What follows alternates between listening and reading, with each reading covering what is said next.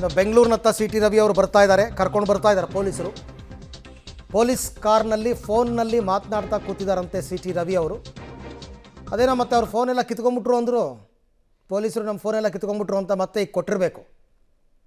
ಹಾಗಾಗಿ ಅಶೋಕ್ ಹಾರ್ನಳ್ಳಿ ಅವರು ಇವತ್ತು ಜನಪ್ರತಿನಿಧಿಗಳ ನ್ಯಾಯಾಲಯದಲ್ಲಿ ಸಿ ಟಿ ರವಿ ಪರ ಹಿರಿಯ ವಕೀಲರು ಅಪಿಯರ್ ಆಗ್ತಾ ಇದ್ದಾರೆ.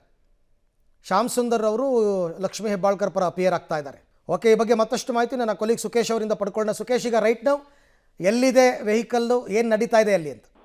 ಇಂದು ಬಹುತೇಕ ಕಿತ್ತೂರನ್ನ ದಾಟಿ ಮುಂದೆ ಹೋಗ್ತಾ ಇದೆ, ಮತ್ತೆ ಒಂದು ಮೀಡಿಯಂ ರೇಂಜ್ ಅಲ್ಲಿ ಹೋಗ್ತಾ ಇದ್ದಂತೆ ಕಾಣಿಸ್ತದೆ. ಕೆಲವು ಸ್ವಲ್ಪ ಆರಂಭದಲ್ಲಿ ಮಾಧ್ಯಮಗಳ ಕಣ್ಣು ತಪ್ಪಿಸುವ ನಿಟ್ಟಿನಲ್ಲಿ ಸ್ವಲ್ಪ ವೇಗವಾಗಿ ಇತ್ತು ಪ್ರಯಾಣ, ನಂತರದಲ್ಲಿ ಸ್ವಲ್ಪ ಸ್ಲೋ ಆಯ್ತು, ಯಾಕಂತ ಗೊತ್ತಾಗ್ತದಲ್ಲ. ಆದ್ರೆ ಈಗ ನಾವು ನೋಡ್ತಾ ಇರ್ಬೋದು ಚಿತ್ರದಲ್ಲಿ ಏನಂದ್ರೆ ನಮ್ಗೆ ಎಕ್ಸ್ಕ್ಲೂಸಿವ್ ಆಗಿ ಸಿಗ್ತಾ ಇರುವಂತ ದೃಶ್ಯಾವಳಿಗಳಿದು. ಸಿ ಟಿ ರವಿ ಅವರು ಫೋನ್ ನಲ್ಲಿ ಮಾತನಾಡ್ತಾ ಕೂತಿದ್ದಾರೆ. ಮಧ್ಯದಲ್ಲಿ ಇಬ್ಬರು ಪೊಲೀಸ್ ಅಧಿಕಾರಿಗಳ ಮಧ್ಯದಲ್ಲಿ ಕುಳಿತಿರುವಂತ ಸಿ ಟಿ ರವಿ ಅವರು ಫೋನ್ ನಲ್ಲಿ ಮಾತನಾಡ್ತಾ ನಿರಂತರವಾಗಿ ಮಾತಾಡ್ತಿದ್ದಾರೆ. ಆರಂಭದಲ್ಲಿ ಅವರು ನಿದ್ರೆಗೆ ಜಾರಿದ್ರು. ಏನು ತಲೆಗೆ ಬಟ್ಟೆಯನ್ನ ಕಟ್ಟಿರುವಂತ, ಬಿಳಿ ಬಟ್ಟೆಯನ್ನ ಕಟ್ಟಿರುವಂತ ಇಬ್ಬರು ಪೊಲೀಸ್ ಅಧಿಕಾರಿಗಳ ಮಧ್ಯದಲ್ಲಿ ಕುಳಿತಿರುವಂತ ಸಿ ಟಿ ರವಿ ಅವರು ನಿರಂತರವಾಗಿ ಫೋನ್ ನಲ್ಲಿ ಮಾತನಾಡ್ತಾ ಹೋಗ್ತಾ ಇರುವಂತದ್ದು ನಮ್ಗೆ ಕಾಣಿಸ್ತಾ ಇದೆ.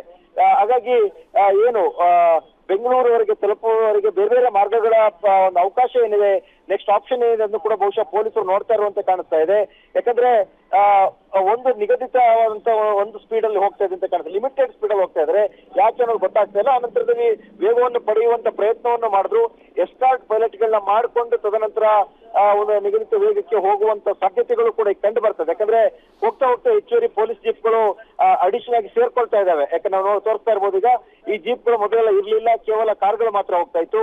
ಈಗಾಗಲೇ ಒಂದು ವೆಹಿಕಲ್, ಒಂದು ಪೊಲೀಸ್ ಜೀಪ್ ಪೈಲಟ್ ಆಗಿದೆ, ಮತ್ತೊಂದು ಪೊಲೀಸ್ ಜೀಪ್ ಅನ್ನ ಈಗ ಎಸ್ಕಾರ್ಟಿಗೆ ಕೂಡ ತರಲಾಗಿದೆ. ಹಾಗಾಗಿ ಹೆಚ್ಚಿನ ಸಂಖ್ಯೆಯಲ್ಲಿ ಪೊಲೀಸ್ ಜೀಪ್ ಗಳನ್ನ ಮಾಡಿಕೊಂಡು ಮಾಧ್ಯಮಗಳನ್ನ ಕಂಟ್ರೋಲ್ ಮಾಡಿ ಅಥವಾ ತಪ್ಪಿಸಿ ಮುಂದಕ್ಕೆ ಹೋಗ್ಬೇಕು ಅನ್ನುವಂತ ಲೆಕ್ಕಾಚಾರಕ್ಕೆ ಬಂದಂತೆ ಕಾಣಿಸ್ತಾ ಇದೆ. ಆ ಪ್ರಯತ್ನದ ಭಾಗವಾಗಿ ಹೆಚ್ಚುವರಿವಾಗಿ ಒಂದೊಂದೇ ಪೊಲೀಸ್ ಜೀಪ್ಗಳು ಕೂಡ ಆಡ್ ಆಗ್ತಿರೋದು ಕಾಣಿಸ್ತದೆ.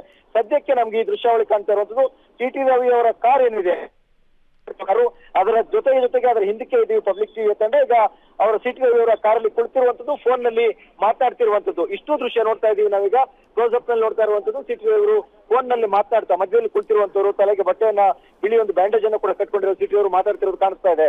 Arvind, right, thank you Sukhesh ತಮ್ಮೆಲ್ಲ ಮಾಹಿತಿಗೆ.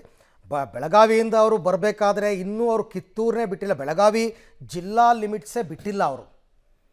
ಹಾಗಾಗಿ ಅವ್ರಿಗೆ ಆಪ್ಷನ್ಸ್ ತುಂಬ ಇದೆ, ಬೇರೆ ಬೇರೆ ದಾರಿನಲ್ಲಿ ಬರ್ಬೋದು. ಬಟ್ ಬೆಳಗಾವಿ ಟು ಬೆಂಗಳೂರು ಹೈವೇನೇ ಇರಬೇಕಾದ್ರೆ ಅದನ್ನು ಬಿಟ್ಟು ಅವರು ಒಳಗಡೆಯಿಂದ ಏನಾದ್ರು ಬರ್ತಾರಾ ಗೊತ್ತಿಲ್ಲ. ಪೊಲೀಸ್ ಜೀಪ್ಗಳು ಬಂದು ಆ್ಯಡ್ ಆಗ್ತಾ ಇದೆ ಅಂತ ಹೇಳ್ತಾ ಇದ್ದಾರೆ, ಬಟ್ ಯಾಕೆ ಅಂತ ಗೊತ್ತಿಲ್ಲ. ಮೀಡಿಯಾದವ್ರು ಇದ್ರೆ ಏನೀಗ, ಮೀಡಿಯಾದವ್ರು ಏನು ತೊಂದರೆ ಕೊಡ್ತಾರೆ ಅವ್ರಿಗೆ? ಏನೂ ಇಲ್ಲ. ಹಾಗಾಗಿ ಅವ್ರ ಪಾಡ್ಗೆ ಅವರು ಆ ವೆಹಿಕಲ್ಗಳೆಲ್ಲ ಒಟ್ಟೊಟ್ಟಿಗೆ ಸಾಗ್ತಾ ಇದೆ. ಈಗ ಅವ್ರು ಬರ್ತಾ ಇರೋದು ಬೆಳಗಾವಿ ಟು ಬೆಂಗಳೂರು ಹೈವೇನಲ್ಲೇ ಬರ್ತಾ ಇದ್ದಾರೆ, ನ್ಯಾಷನಲ್ ಹೈವೇನಲ್ಲೇ ಬರ್ತಾ ಇದ್ದಾರೆ. ದಾರಿ ತಪ್ಪು ಅಂದರೆ ಬೇರೆ ರೋಡ್ಗೆ ಹೋಗಬಹುದು ಅಂತಕ್ಕಂಥ ನಿರೀಕ್ಷೆ. ಆಮೇಲೆ ತುಂಬ ಪೊಲೀಸ್ ವೆಹಿಕಲ್ ತಂದು ಏನು ಮಾಡ್ತಾರೆ ಅವರು ಬೆಂಗಳೂರಿಗೆ? ಹಾಗೆಲ್ಲ ಮಾಡಾಗ ಏನು ಹಬ್ಬ ಅಂದರೆ ಒಂದೋ ಎರಡೋ ಜೀಪ್ ಅವ್ರ ಜೊತೆಯಲ್ಲಿ ಬರಬಹುದು. ಅದ್ರ ಜೊತೆಗೆ ಅಶೋಕ್ ಅವರು ಕೂಡ ಏನೋ ಬರ್ತಾ ಇದ್ದಾರೆ ಜೊತೆಯಲ್ಲಿ ಅಂತ ಮಾಹಿತಿ ಇದೆ. ಅಶೋಕ್ ವಿಜಯೇಂದ್ರ ಅವರು ಕೂಡ ಆಗುತ್ತೆ. ಇವೆಲ್ಲ ಆರಂಭಿಕ ಮಾಹಿತಿಗಳು, ಇವೆಲ್ಲ ಪ್ರಾರಂಭಿಕ. ನಾ ಹೇಳಿದ್ನಲ್ಲ, ಬೆಳಗಾವಿ ಲಿಮಿಟ್ಸೇ ಬಿಟ್ಟಿಲ್ಲ ಅವ್ರು ಇನ್ನೂ.